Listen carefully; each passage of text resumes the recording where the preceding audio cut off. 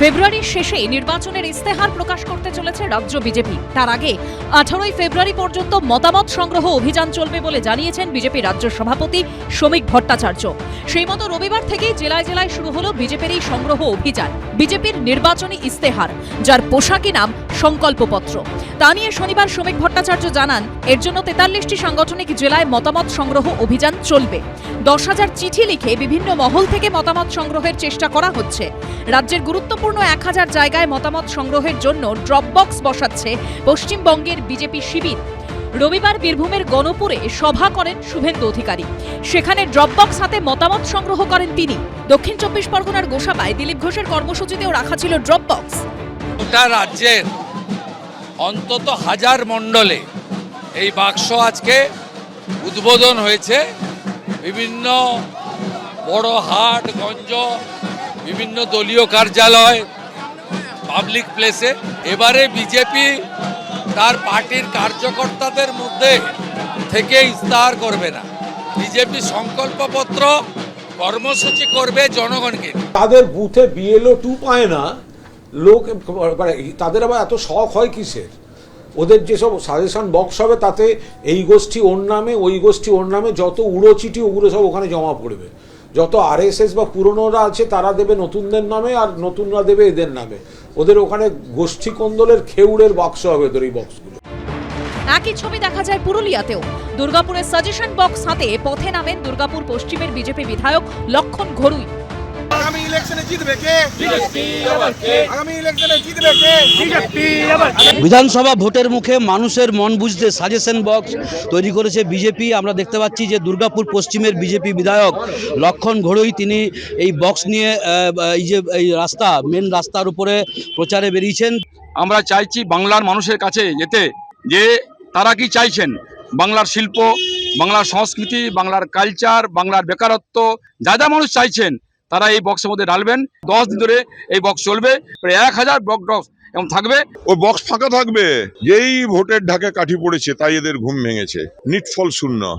দুর্গাপুরের মানুষ যে প্রত্যাশা নিয়ে এই বিজেপি নামক দলটাকে ভোট দিয়েছিল, তাদের মুখোশ খুলে গেছে। নিজের প্রত্যাশা নিয়ে যাচ্ছে, অন্যের প্রত্যাশা পূরণ নয়। ড্রপবক্স ছাড়াও QR code, email ID, toll free নম্বরের সাহায্যে মতামত সংগ্রহ করবে বিজেপি। মনোজ বন্দ্যোপাধ্যায়, সন্দীপ সমাদ্দার ও শান্তনু নস্করের রিপোর্ট, এবিপি আনন্দ।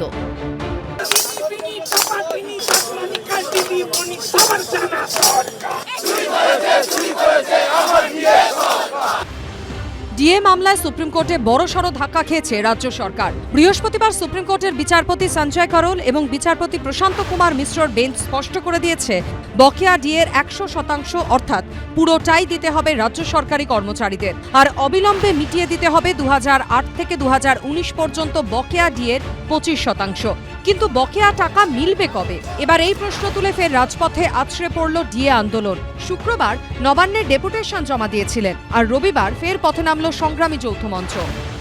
যখন ডিএর প্রশ্ন উঠলো, উনি বললেন যে উনি অর্ডারটা নাকি দেখেননি, কিন্তু উনি কোনো টাকা দেবেন না বলে এই চালাকি করছেন, এবং সেই জন্যে আজকে আমরা এই মিছিল করে ওনাকে সাবধান বাণী দিচ্ছি যে যদি উনি অবিলম্বে সুপ্রিম কোর্টের অর্ডার না মানেন, সুপ্রিম কোর্টের রায় না মানলে ওনাকে জেলেও ঢুকিয়ে দিতে পারে। এই সরকারের গণতন্ত্রের মধ্যে কোনো প্রতিষ্ঠানকে স্বীকৃতি দিতে না চাওয়ার যে মানসিকতা, সেই মানসিকতারই বহিঃপ্রকাশ হচ্ছে। সুপ্রিম কোর্টের রায়কে আমি মানব না। রবিবার সুবোধ মল্লিক স্কোয়ার থেকে শুরু করে এসএন ব্যানার্জি রোড হয়ে ধর্মতলা, সেখান থেকে মেয়র রোড হয়ে শহীদ মিনার পর্যন্ত যায় সংগ্রামী যৌথ মঞ্চের এই মিছিল। যে সরকারি কর্মচারীরা রাস্তায় নেমে তারা বার্তা দিতে চাইছেন যে কোনোভাবে সুপ্রিম কোর্টের এই যে রায়, সেই রায়কে অমান্য করলে তারা কিন্তু বৃহত্তর পদক্ষেপ নেবেন, এবং সেই পদক্ষেপ হতে পারে সরকারের সাথে সর্বস্তরের অসহযোগিতা। এবং এই অসহযোগিতা যদি হয় তাহলে কিন্তু সরকারের কাজ চালানোর যে দৈনন্দিন কাজ, সেই পরিচালনা কাজ করা কিন্তু অনেকটা কঠিন হয়ে যেতে পারে। বকেয়া ডিএ মিটিয়ে দেওয়ার নির্দেশ দিয়ে 31শে মার্চের ডেডলাইন বেঁধে দিয়েছে সুপ্রিম কোর্ট, অর্থাৎ হাতে রয়েছে 1 মাসের কিছুটা বেশি সময়। জিতেছেন, ঠিক আছে, এবার তো টাইম দিয়েছে, 31 মার্চ না কি পর্যন্ত টাইম দিয়েছে না, তবে অপেক্ষা করতে হবে। তো অত তাড়াহুড়ো করলে হয় না।